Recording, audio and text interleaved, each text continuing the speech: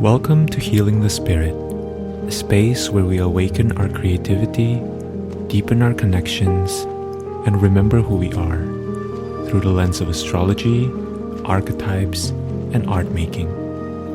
I'm your host, Jonathan Coe.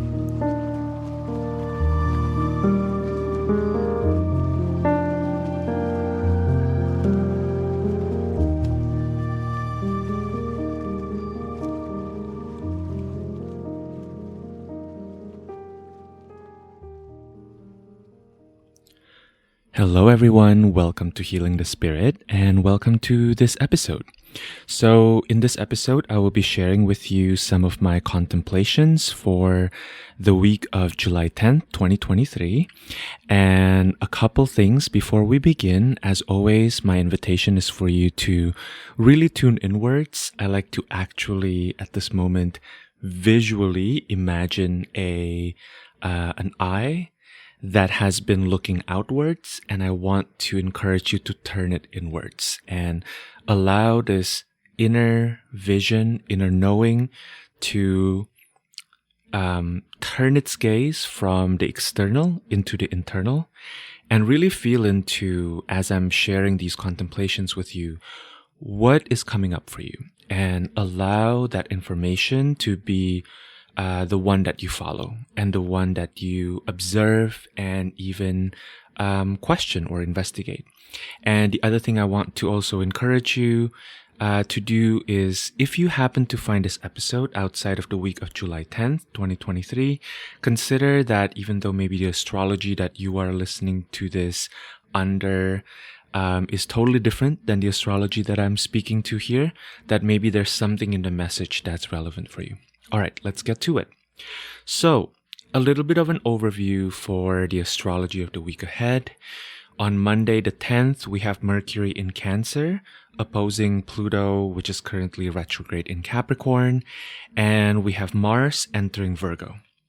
On Tuesday, the 11th, Mercury will enter Leo, and then Mercury will square the nodes, which are on the cusp of moving into Aries and Libra. So this is the lunar nodes. And Mars in Virgo will trine the North Node in Taurus. And then on Friday, we have Sun in Cancer, sextile Uranus in Taurus. So I want to begin by sharing a little bit of a zoomed out perspective, kind of an abstract of the thesis of the week. And this is just something that I intuitively felt and received when I tuned into the energy of this coming week. It feels very much like an Akashic perspective to me.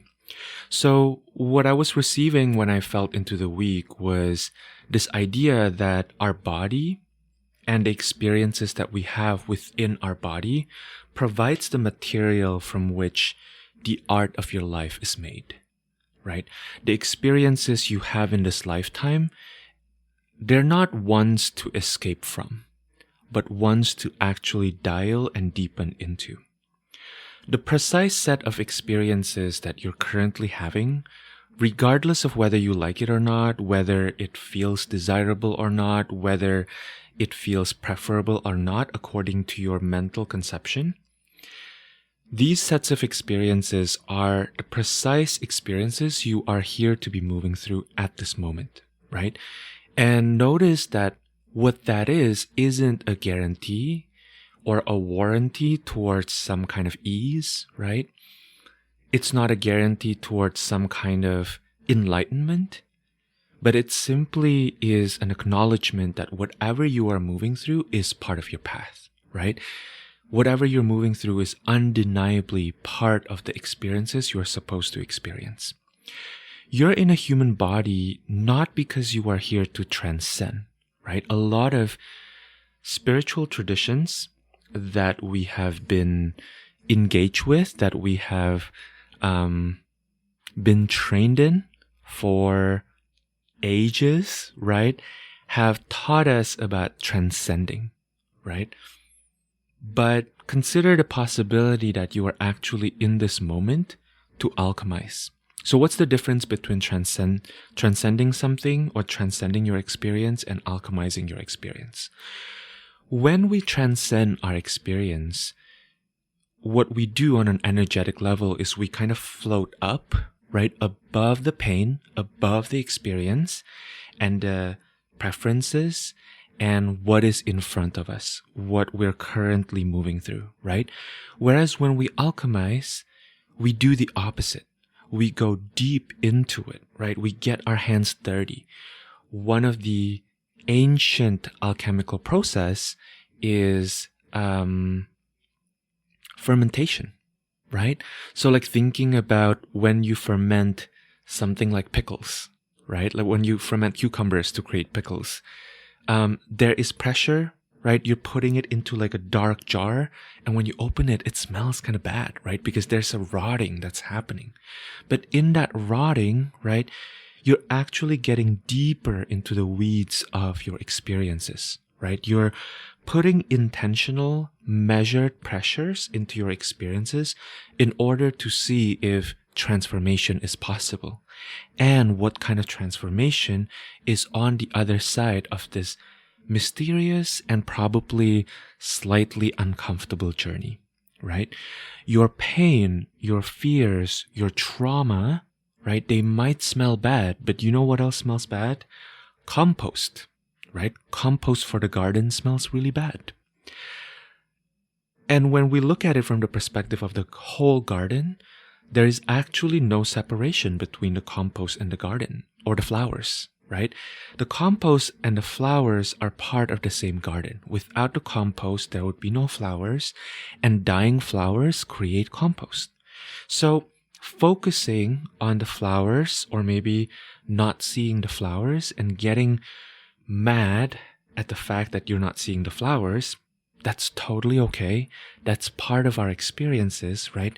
But if we get sucked into that and we get myopic into the experience of not seeing the flowers and like asking like, why is my garden looking like this, right? It may really put you in a situation where you're missing the opportunity to look at materials, the abundance of materials you have that you can turn and shape into compost, right? Which in turn will be the thing that you need to tend to the plants, right? That will eventually create the flowers. So give yourself a little bit of space this coming week to really look at the whole garden, right? To look at what this compost material is, right? The parts about being alive in a body that is you, right? That you're currently having a hard time with, and apply as much as you can a lens of resourcefulness, right? And I'm going to further talk about what I mean when I talk about resourcefulness. So nature is really our teacher when it comes to abundance, right? When the resource we think we want isn't the resource that we have, we're always really invited to look at this imbalance, right? To address that imbalance. Resources are inherently neutral, right? There's nothing particularly good or bad about having certain kinds of resources and lacking another, right? When we think about it from the perspective of nature, nature just is, right? Nature is just whatever it is at that moment.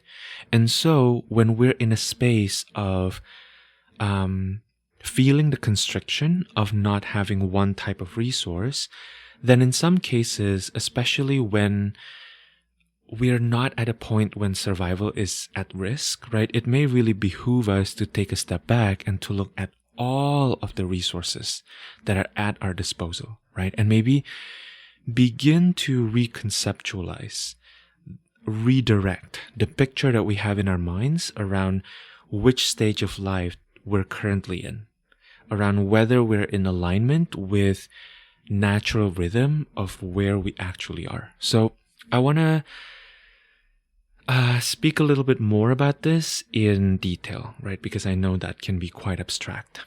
So within our lived experience, maybe you're in a space in your life where your work life isn't where you want it to be, right? Let's say you're actually not in survival mode at the moment. Let's say you do have some money in your bank account, right? You don't have a super terrible or super abusive boss, but maybe you are growing aware that your work environment is not exactly the ideal environment for you. And you've been trying to change this work environment for some time, and you're kind of getting annoyed and impatient that the results are not coming through soon enough, right? It's easy in situations like these to get really frustrated and to feel like, I'm just going to do something really drastic right away, right? In my opinion, based on feeling into the energy and looking at the astrology of the week, this may be a really potent time to kind of shine a light on the whole situation, right? To really take a step back and look at the big picture, and again, be aware of the moments where we use this act of stepping back and looking at the big picture as kind of spiritual bypassing, right? Or as kind of a way to transcend our experience, because that's not the point here. With the kind of astrology that we have is actually, how do we step back in order to deepen into our experience, right? How do we allow that big picture view to give us more access to more fully experiencing whatever is in front of us? So what does that look like, right? One way to think about this is, what do I need to clearly take a look at the whole situation, right? Take stock of all the areas of your life surrounding this one area that needs a little bit of extra love and extra work, right? So if, let's say, to follow the example that I was giving, what you're really struggling with is your work situation, you can ask yourself, how are your relationships, right? How are your romantic and platonic relationships with other people currently? What are your relationships with different parts of yourself look like at the moment? How is your home environment, right? Is your home environment providing the kind of structure that you need in order to really take a good look at your work life, right? That you're currently mentally feels like the centerpiece of all of your problems. The idea here is that as you begin to really understand the whole ecosystem, rather than to force your will on the one thing that you're struggling with, you'll probably start to see that there are threads going through all of these different areas of life that you can probably really easily address, right? Why is this helpful? It's because it's kind of reminding me of an example that I like to use, which has to do with the body, right? So when certain parts of your body are in pain and you go to a body worker, you'll likely find that they won't necessarily go straight into the area that's hurting, right? A skilled body worker knows that the way to work with an area that's currently inflamed, right, or even injured, is actually to work with the areas around it, right? The areas that are working in tandem with the area that's in pain, but not exactly where the pain is currently felt, right? Because when a certain area is very much in high sensation of pain, of activation, of inflammation, often when we work directly with that area, it doesn't always yield the most productive results, right? The more effective way to work with the pain, even though logically we might be like, why aren't they fixing my knee, or whatever area is hurting, right? Is actually to work with the areas kind of around it, right? And allow exploration around areas connected to it that may shed light on why one particular area is really inflamed or really having issues, right? So you may find, say, I'm going to give another example, right? If you are a practitioner, right, of some sort of spiritual modality, you might find yourself not getting as many clients as you would like to, right? Or maybe not getting as many signups for your program. You may simply be in a space where you are moving through really important shifts on a personal level that maybe it's really important for you to tend to your own personal process rather than continuing to move it out of sight by working on other people's stuff, right? So this is something that happens a lot, that I talk to with people who come to me for readings, right? Who are also practitioners themselves, where people ask, why am I not getting new clients, right? Often the answer to that is actually really simple. It's, maybe this is just a season in your life where you're supposed to tend to something within your own personal life, right? Not that you're not also always working on your own personal stuff when you are working with other people, but this may be a season where the spotlight is on you, right? And you might then really go into deepening into this experience of the activations you feel when you squarely and directly look at your own experiences, right? On an astrological level, Mars moving into Virgo, and then during the week, Mercury, right, which is the ruler of Virgo, moving from Cancer to Leo, is interesting, right? And can really point to some of these dynamics.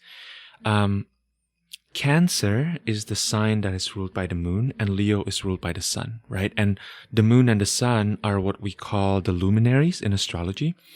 And when the influence of the luminaries are quite strong, we're really supported in shining a light into and looking at our stuff, right? Like really illuminating, like, how are you doing? Like, how are you really doing right now, right? Mars in Virgo can get quite myopic, right? And yet, I think it can be really deeply counterbalanced or maybe even supported by Mercury that's in the sign of the sun, right? There's a sense here of really needing to balance between looking at the big picture and looking at the detail, right? And how the detail informs the larger picture and the larger picture informs the detail, right? This toggling back and forth between the two is, I think, really available for us in the energy of the astrology. So how can we work with our larger systems while also not losing sight and still deeply and carefully tending to the parts, right? I think it's kind of the question of the moment. So let's get even more specific. Let's break it down a little more. And I want to talk about this through the lens of Mars in Virgo, right?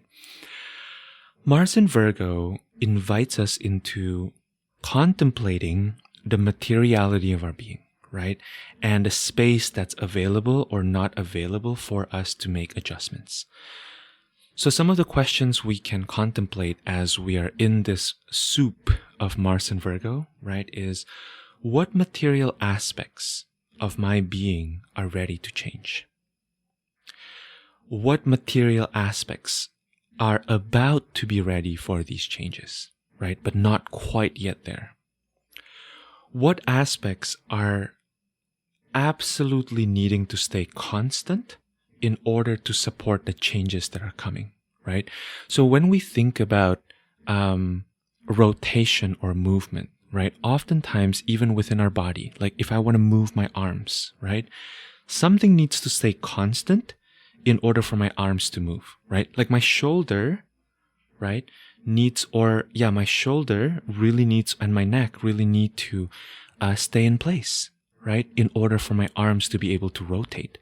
If my whole neck is moving around, it may be really weird for my hands to be able to move in rotation in the ways that I want to be able to consciously control, right? Similarly, I like to think about how, like even thinking about the movements of the planets, right? When we think about our solar system, like what we learn in like elementary school, astronomy class, right? Or like science class. In order for all these other planets, right, to be moving in their rotation, in their orbit, the sun has to stay constant, right? There is something that needs to stay at the center of things in order for other things to be able to move, right? And Mars in Virgo understands this. Mars in Virgo has a gift of both precision, right? And also vitality and movement. One of my favorite humans in the world is my sister Sharon, who has been on this podcast before on episode 4. She natally has Mars in Virgo, and from what I've observed, being in somewhat close proximity with her throughout her life, right? She's one of those people who has the stamina and the appetite to learn a very precise system and then to be able to apply them in ways that are simultaneously dizzying and digestible, right? Digestible because Virgo has this ability to kind of break things down into smaller chunks that feel like they make sense. And dizzying because Virgo also has this ability to quickly arrange and rearrange physical and tangible materials around in such a creative way that others may be like, what? I never even thought of that before, right? When I think about Mars in Virgo, I think about how experiential learners like myself, right, really need to not just learn from the books, but learn from being able to materially move things around, right? Like I've noticed that sometimes, for example, in my own, I don't have Mars natally in Virgo, but I am a Virgo rising. And what I notice about Virgo energy is that oftentimes we need to, things don't really settle within our system until we allow ourselves to experiment with it on a material way, right? Like, for example, it's really hard for me to envision whether a particular arrangement of furniture in my apartment will work or not until I try it out, right? I'm not really the kind of person who can mentally project it into like, oh, this is what it's going to look like. But rather, as I allow myself to move things around, right, that's when things start to really fall into place for me. And with Virgo, we can really dial into the parts of our being that relates to responsiveness as well, right? So what do I mean by responsiveness? Virgo to me speaks to the ever-changing nature of reality, right? To the ever-shifting feature of our aliveness. Virgo is the moving target, right? I think about Virgo as the ways that our bodies are always shifting, right? That it's actually a physical impossibility for our bodies to stay still. I think about Virgo as related to how the cells within our bodies are always kind of dying, right? And other cells are always mutating. Some other cells are birthing or moving, right? Like we're never really still. And it's interesting because we live in a culture, for example, that says you need to learn how to sit still. You need to not speak up your mind until you're invited to do so, right? And how this can be quite counter, to the intelligence, the inherent intelligence of the Virgo parts of our body, right? That is the mutable earth that's always kind of constantly moving. This is where I think Virgo can be quite different from Taurus and from Capricorn, right? So Virgo, Taurus, and Capricorn are all earth signs, right? Taurus is the fixed earth sign. It's ruled by Venus, and Taurus can speak more to aspects of our materiality that relate to delighting in being alive, right? The pleasures of aliveness, the fruits that we are able to reap when we have worked to really cultivate the stability that's necessary for the fruiting to happen. Capricorn, right, the cardinal earth sign, is ruled by Saturn and speaks to the structures themselves, right? Capricorn is, metaphorically speaking, all about how do we design the right pot so that the plants can grow, right? Capricorn itself may not be fully interested or invested in kind of the day-to-day tending of the plants themselves, but rather whether the structure and the conditions are solid enough and functional enough so that growth can happen, right? Capricorn is interested in, is the pot large enough? Is this close enough to the sunlight, right? Is it getting too much sunlight or not? Is the watering schedule appropriate for this particular plant, right? And then Virgo speaks to how the earthly material interacts with and is intertwined with all the other things around it, right? So Virgo speaks to the interconnection of being and also to all of the ways that we get to respond to that ever-changing environment, right? Again, it goes back to this question earlier of like, what's the health of the system like within this moment? And how does that impact, and how is that impacted by the health of the individual parts, right? When is it appropriate to focus in on the individual parts, and when is it appropriate to step back and focus on the larger system, right?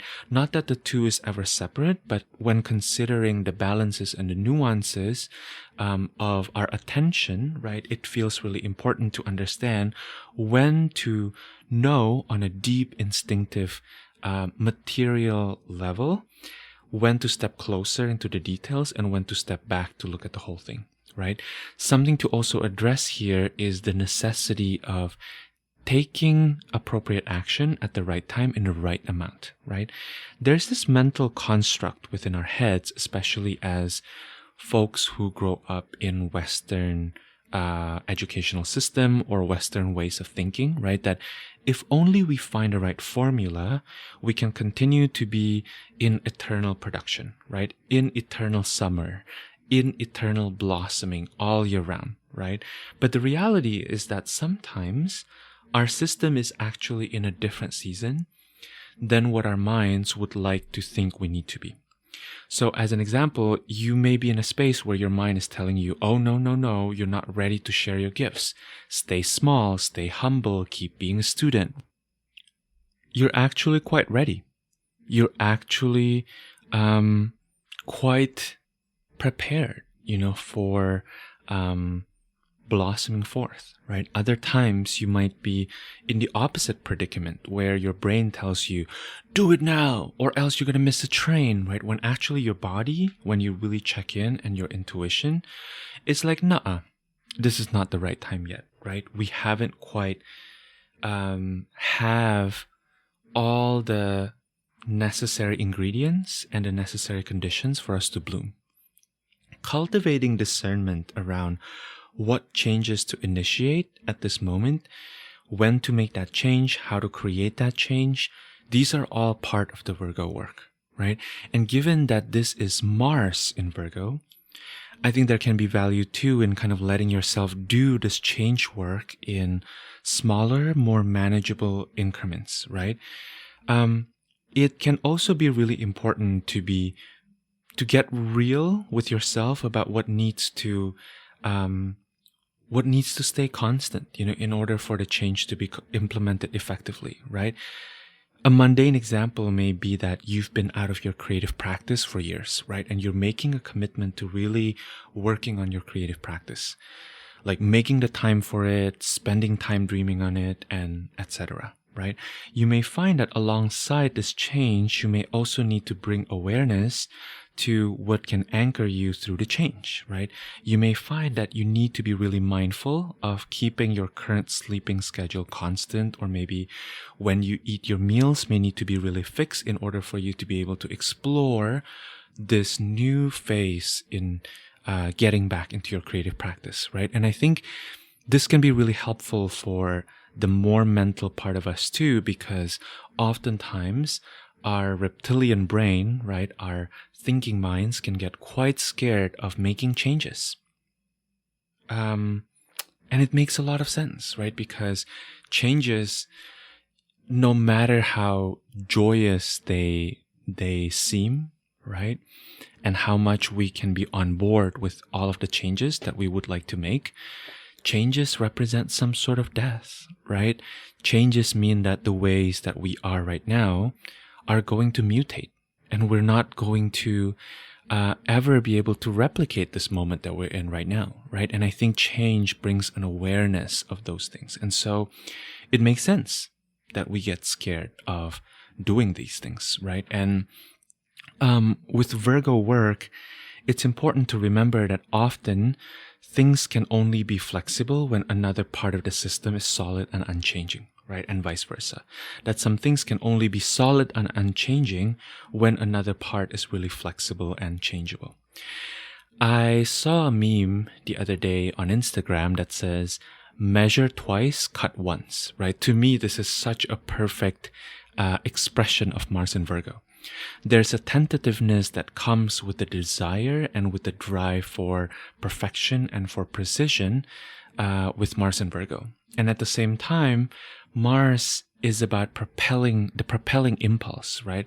Mars is that which moves us forward, even if it means experiencing alienation and experiencing separation from that starting point, right? The state or the relationships or the people with which we've been safely entangled, but that may not totally make sense, for the new phase that we are stepping into.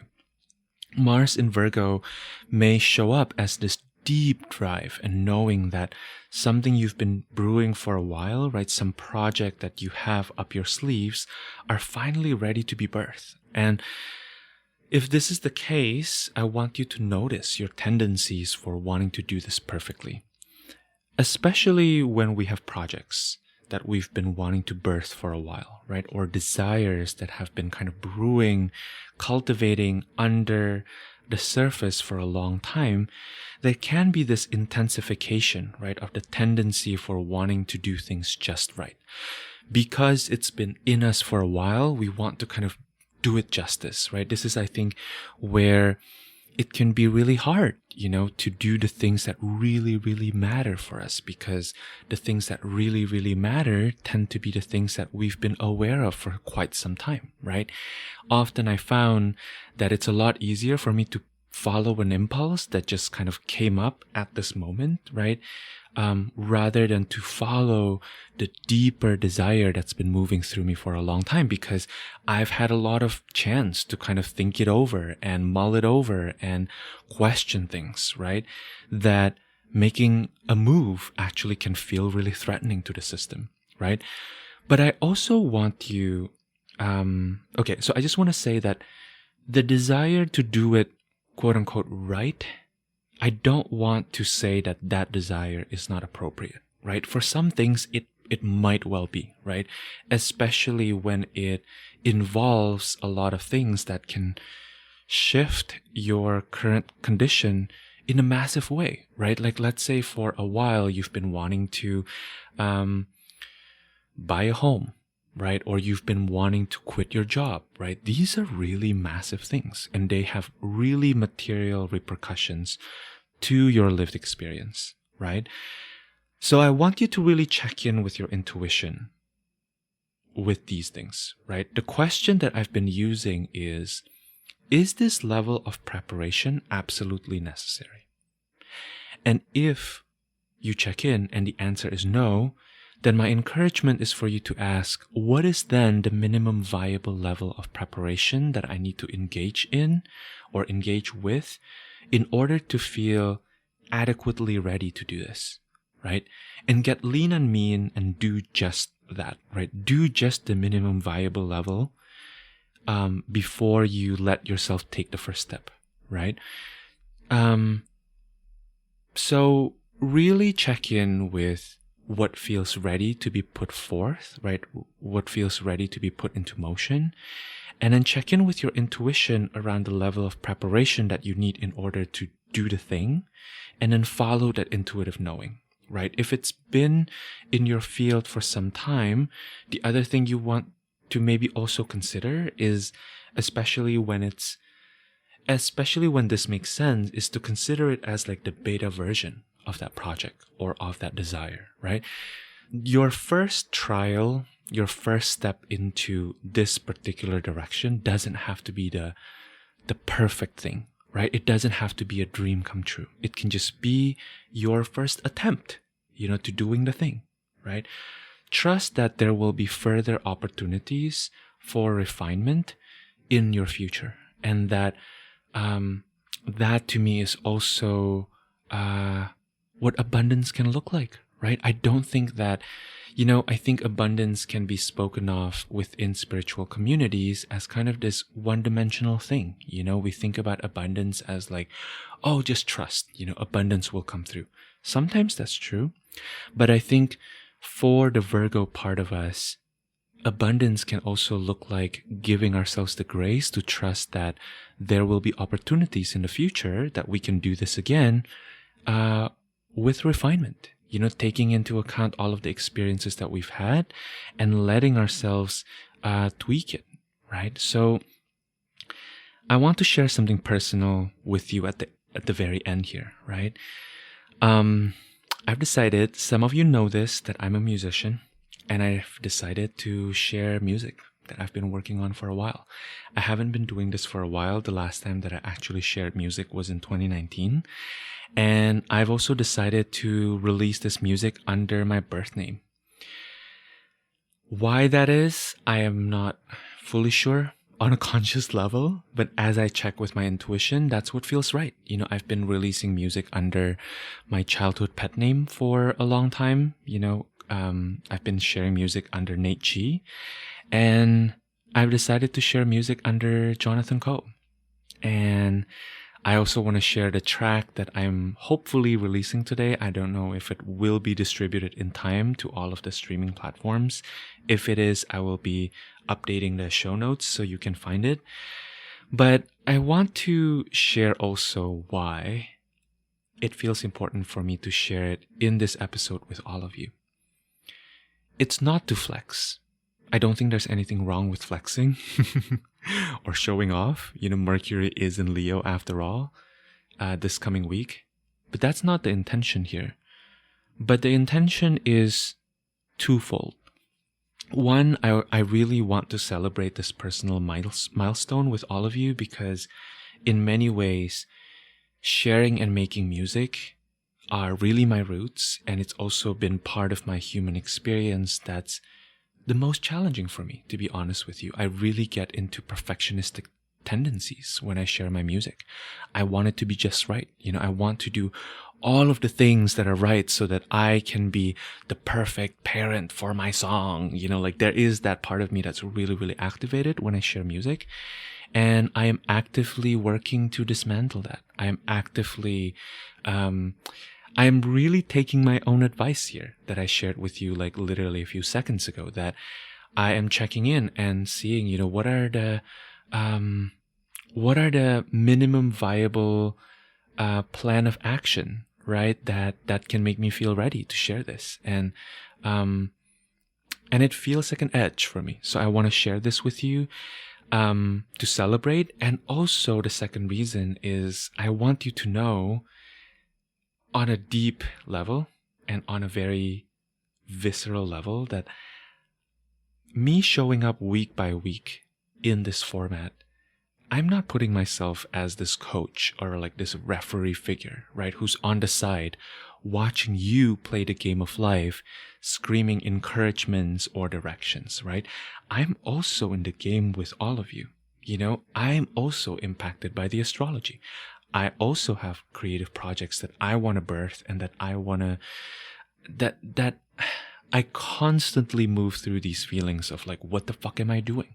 You know, is anybody going to respond to this, right? Is this embarrassing, etc., etc. So yeah, I just really want to share this with you. So in lieu of like the usual music of closing credits, which is also music that I write, I want to share this song with you that I've been working on for a while. So you can see I'm human too.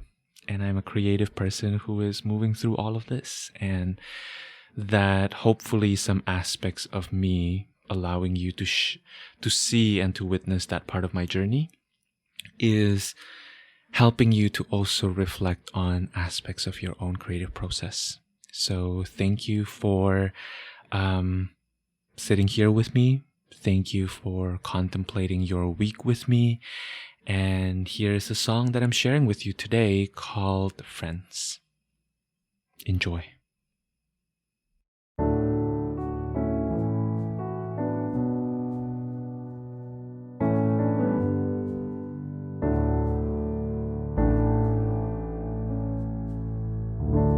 Our ocean days, the smell of rain on your hair.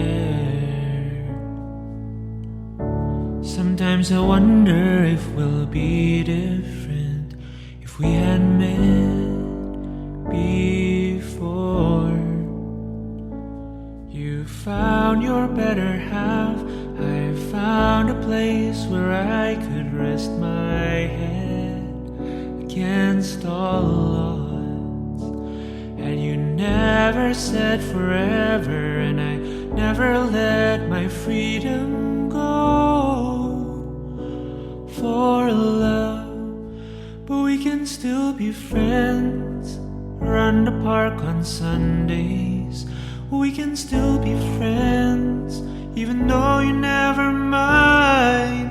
We can still be friends. Nobody needs to know how you feel about me, how I feel about you.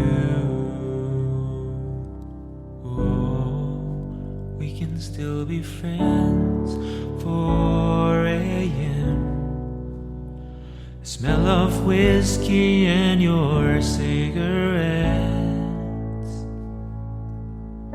Stare at the ceiling thinking what a fool would leave a life so complete. You found your better half, I found a place where I could rest my head against all odds.